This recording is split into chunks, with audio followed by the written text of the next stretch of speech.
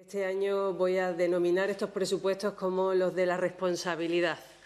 Y digo esto porque después de que todos conocemos que el año que viene, en mayo, tendremos elecciones autonómicas y municipales, hemos sido capaces de aunar esfuerzos y voluntades entre la mayoría de los actores económicos, sociales y también, como no puede ser de otra forma, políticos, para que tengamos un documento que esté consensuado, que sea realista y que haga que Ceuta pueda seguir avanzando en esta situación de crisis importantísima por la que hemos venido atravesando a lo largo de toda la legislatura.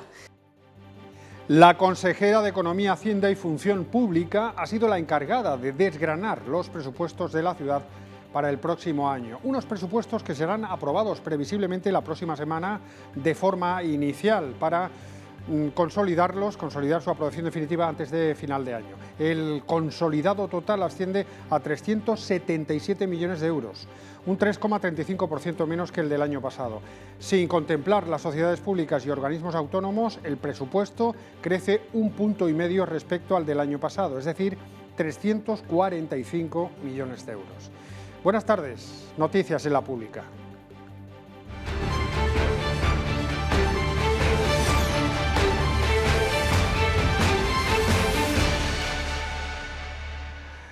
Pues lo acaban de oír. Si los presupuestos del año pasado fueron calificados como los de la resistencia por las distintas crisis sufridas, la consejera de Hacienda ha calificado los del próximo año como los de la responsabilidad. El consolidado, como decimos, es de 377 millones de euros. Solo el de la ciudad, excluyendo organismos autónomos y sociedades dependientes, se sitúa en los 345 millones, un 1,5 puntos más que el del año pasado. Este anteproyecto será llevado a pleno la semana que viene para su aprobación inicial. Antes de final de año deberá ser convalidado por la mayoría de la Asamblea para que pueda entrar en vigor el 1 de enero. El comportamiento de la economía durante el segundo semestre del año ha sido favorable. La actividad ha mejorado respecto a las incertidumbres asociadas a las restricciones sobrevenidas por la pandemia. Cierto es que la elaboración de estos presupuestos ha venido marcada por una inflación desbocada, por la subida de los tipos de interés y una crisis energética que tienen su efecto en el PIB de la ciudad respecto de sus ingresos. Yendo a datos concretos, los ingresos corrientes sufren un incremento del 4,5%. La compensación del IPSI por parte del Estado, que viene recogida en la Ley 53/2022, llegará tendrá un incremento de casi 6 millones de euros. Los ingresos de capital también se incrementan en más de 2 puntos por la introducción de partidas para la mejora de instalaciones públicas. Como son el albergue, el comedor social y albergue social, también la residencia de África o un nuevo centro de menores. Los gastos corrientes se reducen por encima de los 3,5 puntos. Sí, tienen que ver, como decía antes, con las menores transferencias que recibiremos por los fondos COVID y también por los fondos del MRR y del Next Generation. Se mantienen los compromisos de gasto y se destinan otras partidas liberadas de la COVID a políticas sociales. Se pone en marcha el plan Corresponsables para ayudar en el servicio de ayuda a domicilio para familias monoparentales, para víctimas de violencia contra la mujer, menores discapacitados o familias con cargas derivadas del cuidado de familiares. La partida para la gratuidad de los libros de texto se incrementa en 200.000 euros. El documento también incorpora la gestión directa del servicio de autobuses urbanos, un aumento para las brigadas verdes, así como un incremento en el nuevo contrato del servicio de limpieza viaria que tiene que salir a licitación. Y se incrementa el mismo en 2 millones de euros. Los gastos de capital decrecen un 2,28% porque descienden las transferencias de capital a las sociedades municipales. Y en cuanto a inversiones, destacan la partida de 1,5 millones de euros para el plan de barriadas, otro 1,5 millones para la ampliación y reforma de los cementerios, 3,5 millones para la restauración del Parque de Santa Catalina, 4 millones en recursos de limpieza o los 2 millones para el Parque Tecnológico. La consejera ha querido apelar a la responsabilidad de los grupos políticos haciendo una reflexión acerca de las consecuencias que tendría la no aprobación de estos presupuestos. Por ejemplo, eliminar la inversión prevista de los fondos de recuperación, reducir el capítulo de ingresos o también no poder asumir la municipalización del servicio de autobuses ni las subvenciones nominativas. Por supuesto que este anteproyecto de presupuestos tiene una presencia muy destacada en cuanto al soporte financiero, a la estrategia que el Gobierno de la ciudad está siguiendo de apoyo al desarrollo del sector tecnológico en nuestra ciudad, con la implantación de empresas de base digital. Una de las apuestas tiene que ver con el impulso al emprendimiento e innovación tecnológica a través de la iniciativa Ceuta Open Future. El polo digital que tiene el Ceuta Open Future, el convenio con Málaga Tech Park y el Parque Tecnológico de Andalucía. Hemos puesto en marcha un fondo tecnológico para ayudar a las pymes, el programa RITEC, que es un programa para dar excelencia y calidad a las empresas a la hora de tener un sello tecnológico. Queremos que la ciudad de la FP tenga un espacio tecnológico y así lo hemos propuesto y así queremos que se reserve parte del presupuesto de Procesa para que la ciudad de la FP tenga este espacio tecnológico o que la propia... Si tenemos en cuenta toda la inversión que queda por hacer este año y lo que queda por hacer en los años siguientes, estamos hablando de aproximadamente unos 15 millones en el sector tecnológico. Volviendo al análisis del presupuesto en gastos de capital.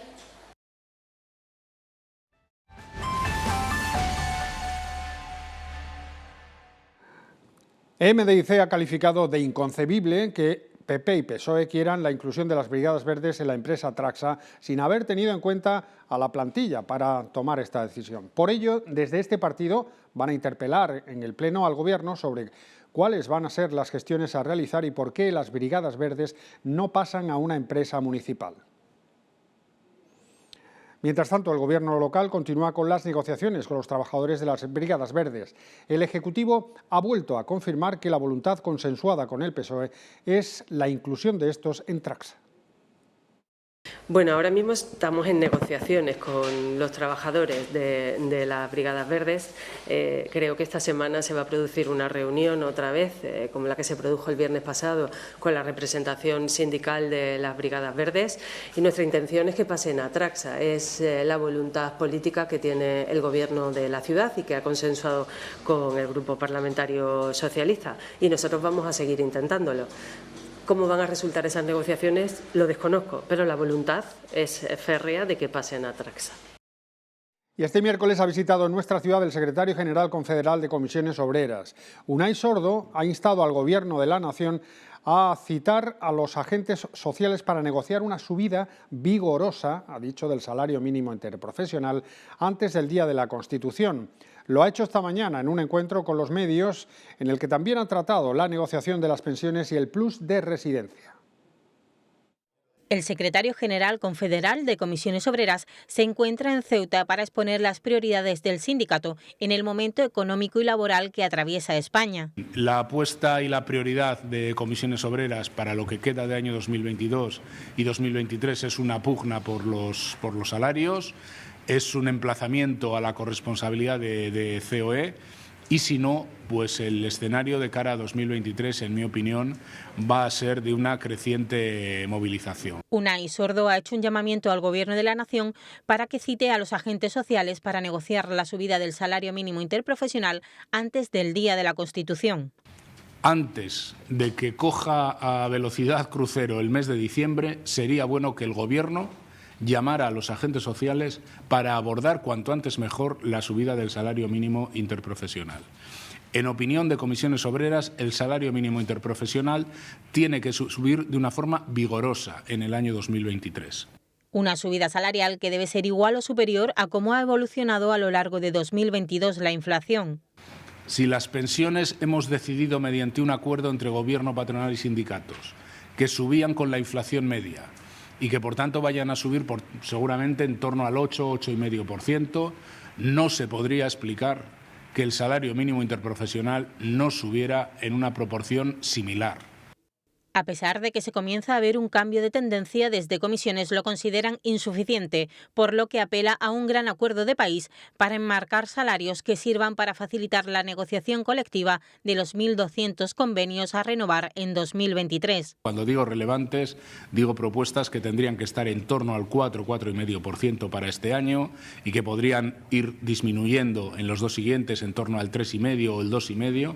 Sordo considera fundamental evitar la posibilidad de recesión. La propuesta salarial de COE en este momento es una apuesta por la crisis y por la recesión. En el caso de Ceuta, el secretario general confederal se ha comprometido a intentar nuevamente incorporar el plus de residencia en los convenios colectivos. Y me comprometo a que la gente que negocia los convenios colectivos en nombre de comisiones obreras, en los convenios estatales, es decir, convenios que aunque no se firmen en Ceuta, pero sí afectan a trabajadores y a trabajadoras de Ceuta, recuperemos con vigor esta reivindicación a la que a nadie se le escapa que las patronales ordinariamente se oponen con uñas y dientes.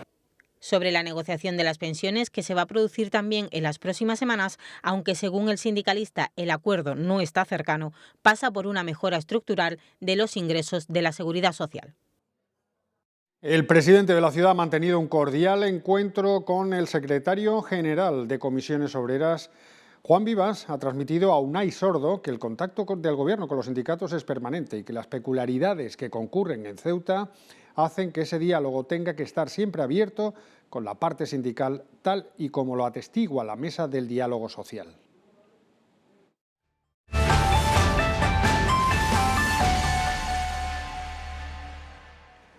La Policía Nacional ha detenido a una persona por un delito de amenazas. Los hechos ocurrieron anoche, cuando una mujer fue amenazada por un familiar con un arma de fuego.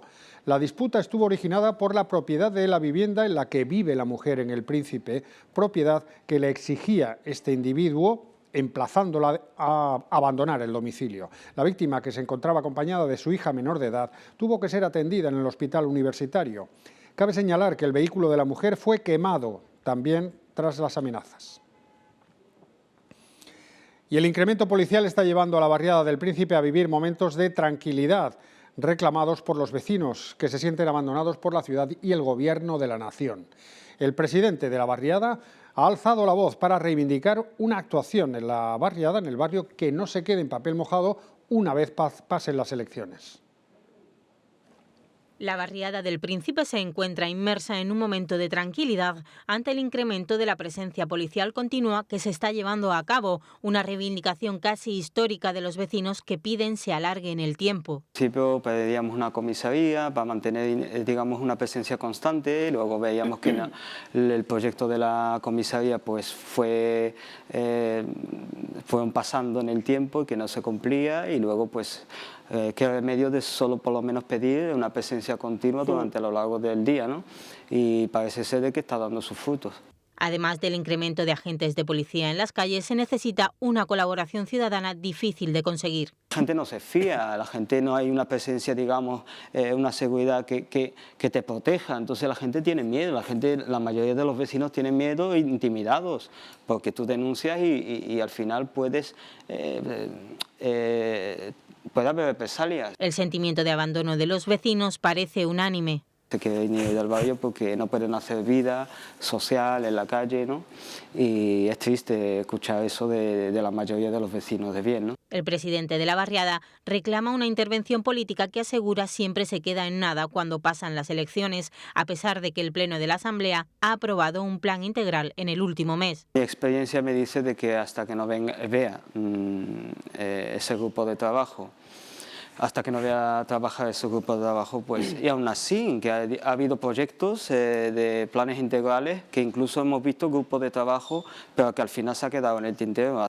También han echado en falta que se incluyera a la barriada en el plan estratégico para Ceuta, a pesar de que el propio presidente del Gobierno comprobó in situ la situación. Yo creo que este plan especial tendría que haber perfilado un poco al Príncipe e intentar también desarrollar un poco la zona. En definitiva, una llamada prácticamente de auxilio para el Príncipe y su juventud. Toda la juventud que hay en el barrio pues no tiene perspectivas de futuro. Solo ven puertas negras, no hay ninguna puerta blanca que ellos puedan desviarse del mundo de la delincuencia. Ya conocemos la agenda que va a desarrollar la ministra de Defensa mañana jueves en su visita a Ceuta. Margarita Robles se desplazará a las unidades de la Comandancia General, concretamente al Grupo de Regulares de Ceuta número 54 en el acuartelamiento González Tablas y al Tercio Duque de Alba II de la Legión en el acuartelamiento García Aldave.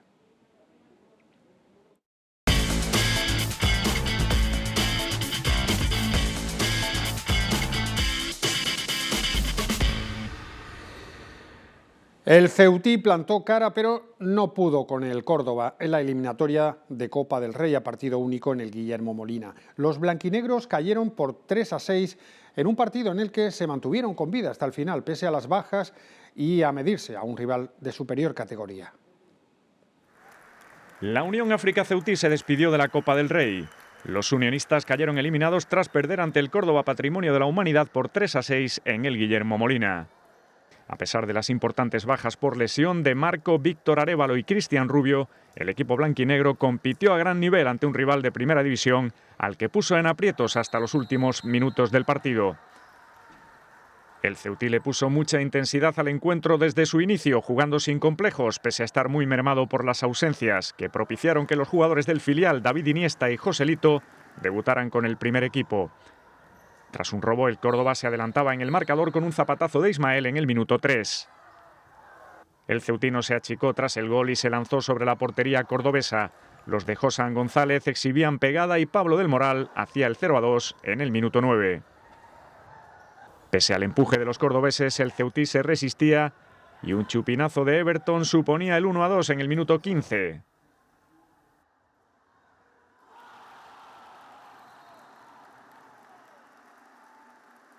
Las réplicas visitantes no encontraron portería y Everton de falta directa empataba el partido en el minuto 18. Sin embargo, el Córdoba rompía el empate a falta de 6 segundos para el descanso con un gol de Ismael.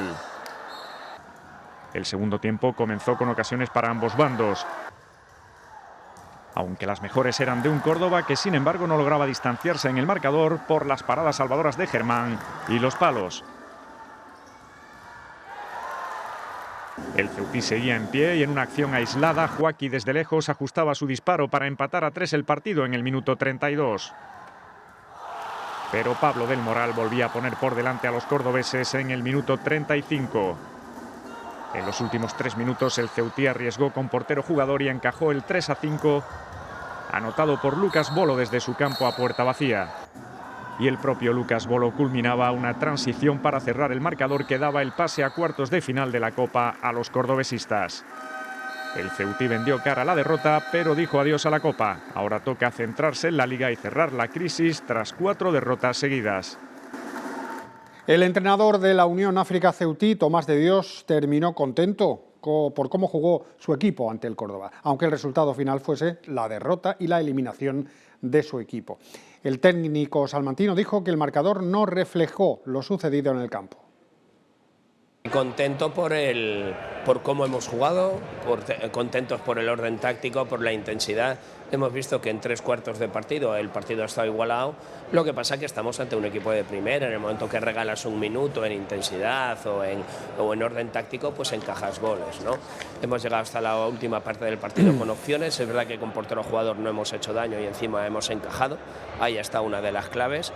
Y bueno, creo que ha sido un partido bonito de ver, de agradecer de nuevo al público porque el público ha estado excelente, ¿no? Ha sido un partido bonito de ver. Lo único que nos ha molestado pues ha sido el resultado final, ¿no? Pero como te decía, igualado en grandes partes del partido y después desigualado en un cuarto de partido, que es donde se ha llevado la victoria. De hecho, el 6-3 no indica la diferencia en el marcador no indica la diferencia que ha habido en el juego. Siempre que tienes un filial son jugadores que llevan más de un mes entrenando con el primer equipo por las mañanas y que van a seguir teniendo oportunidades. De momento no solamente van a seguir, sino que pronto formarán parte de los dos equipos, ¿no? Entrando con los dos, y que serán una variante más cuando tengamos, pues como ahora, ¿no? que teníamos bajas importantes.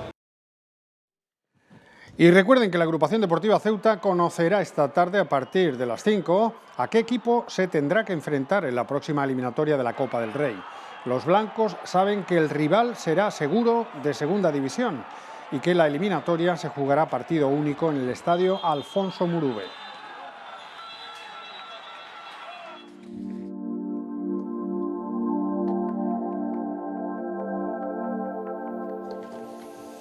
Vamos ya con la previsión del tiempo, con grandes novedades, como es evidente desde hoy y para los próximos días.